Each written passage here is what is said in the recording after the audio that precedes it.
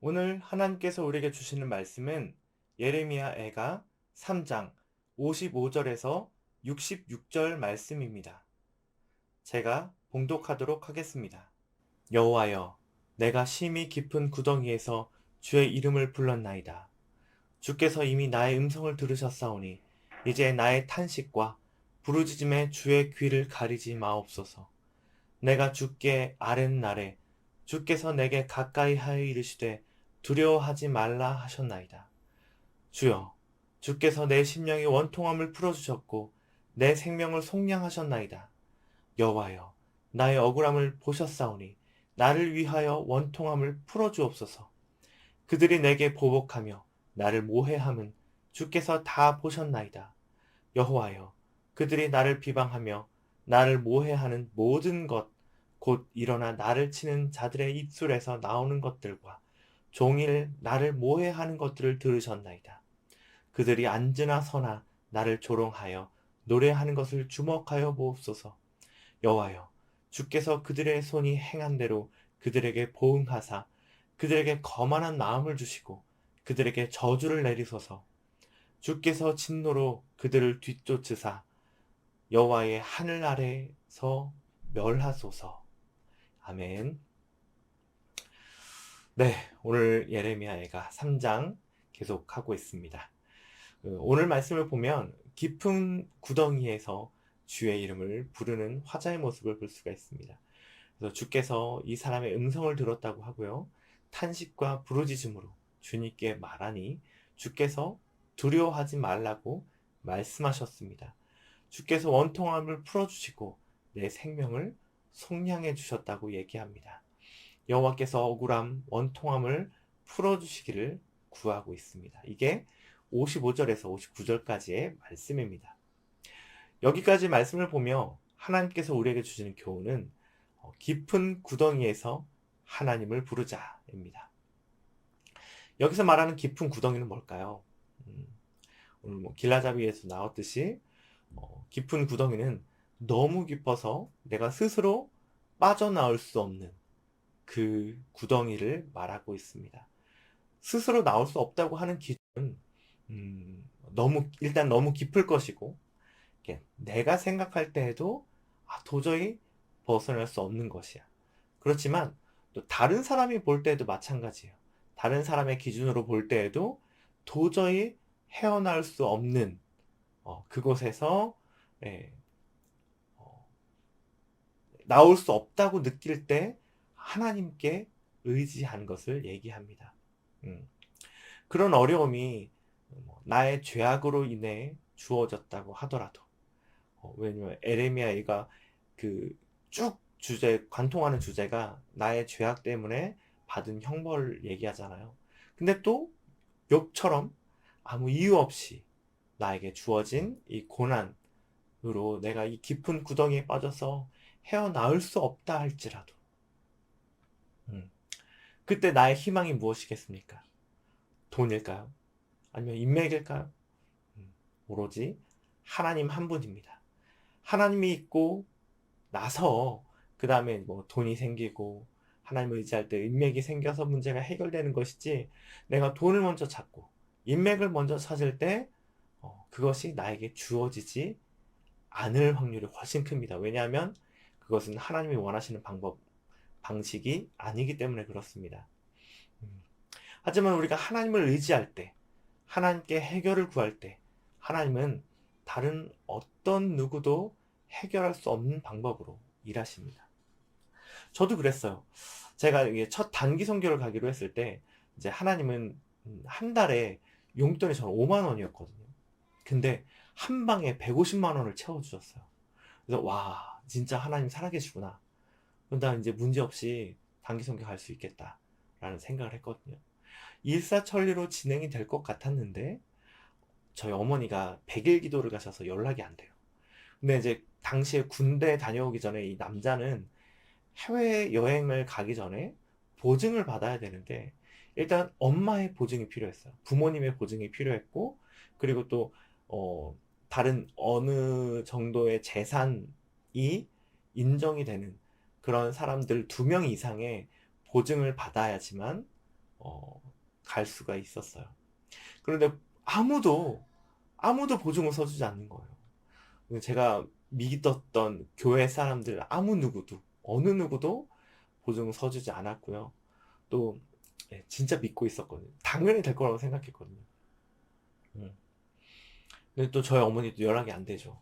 또 어떻게 아무리 기다려도 해결될 기미가 보이지가 않았어요. 사람들은 더 이상 길이 없는 것 같다며 저에게 단기 선교를 포기하는 게 어떻겠냐고 얘기했습니다. 하도 많은 사람들이 이렇게 얘기하니까 저도 이제 진짜 포기해야 되나? 그런 생각을 하고 있었는데 그 말을 듣고 포기하지 말라고 저희 유일하게 선배 한 명이 하나님께서 작정하셨으면 그 어떤 방식으로도 된다. 포기하지 말아라. 라고 이렇게 얘기를 했어요. 그래서 저도 거의 포기적으로 마음이 기울었었는데 그 말을 듣고 그래, 하나님이라면 어떻게든 일하시지 않을까? 라고 생각하고 포기를 철회했습니다. 근데요, 제가 포기하는 것을 철회하기로 마음을 먹자마자 정말 생각지도 못한 방법으로 문제가 해결되었는데요. 부모님이 해외에 있는 것으로 그 처리를 해주셨어요. 그리고 CCC의 이사장님, 굉장히 재산이 많으시더라고요. 이사장님의 보증으로, 그리고 거의 2명의 거의 뭐 이제 10배가 넘는 그 기준을 채워서 잘 단기 선교에 다녀올 수 있게 되었습니다.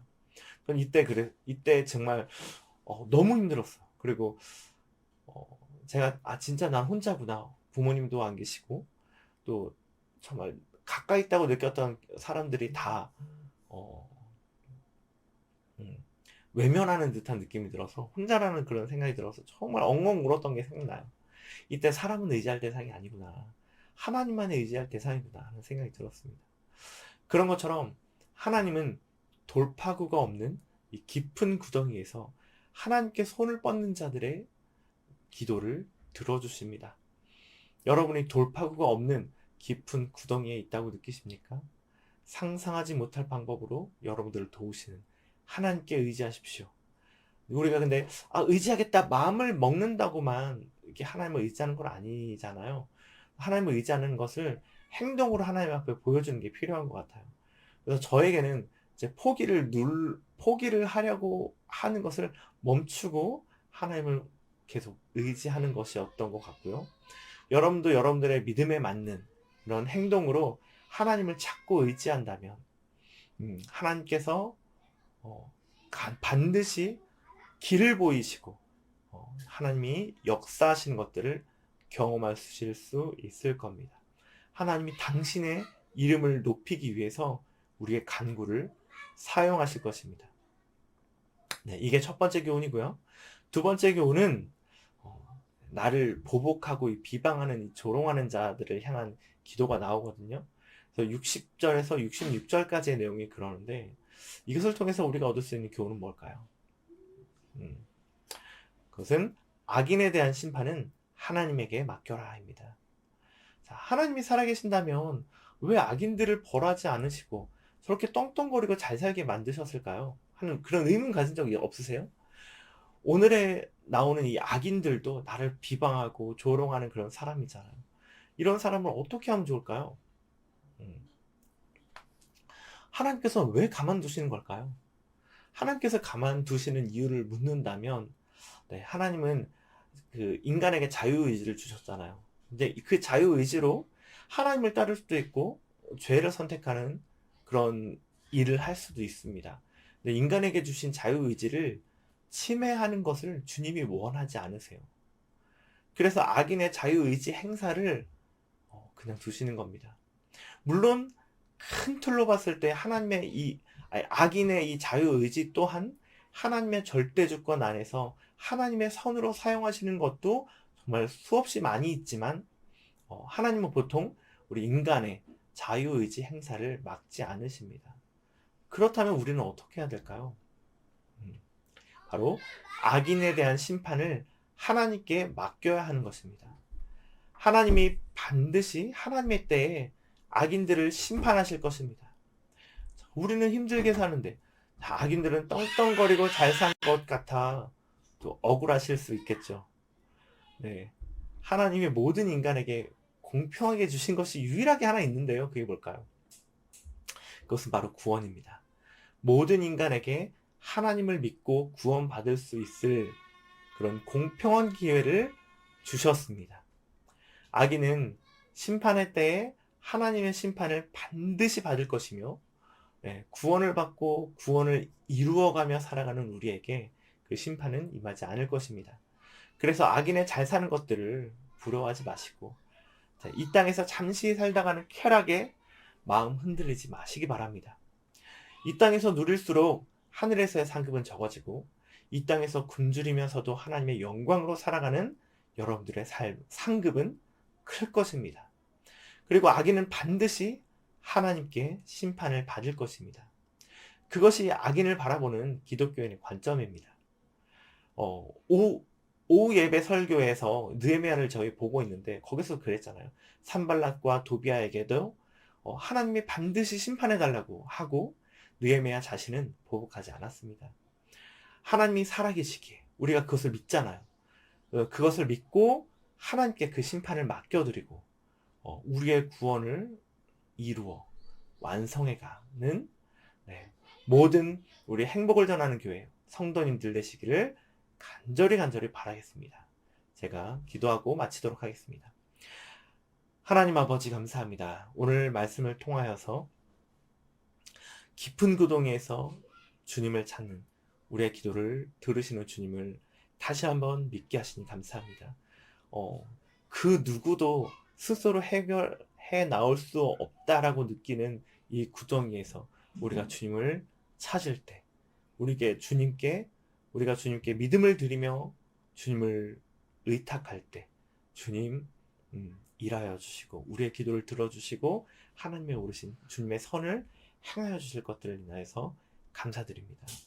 주님 또한 악인에 대한 심판 반드시 이루어질 것들을 믿습니다. 주님 주님의 오르신 대로 악인들에게 행하여 주시고 심판하여 주시고 주님 우리는 우리에게 맡겨진 우리의 구원을 이루고 완성해 나갈 수 있도록 주님 우리가 그것에 흔들리지 않도록 주님 우리의 마음을 지켜주십시오. 주님 오늘 하루도 주님께 의탁합니다. 예수님의 이름으로 기도합니다. 아멘.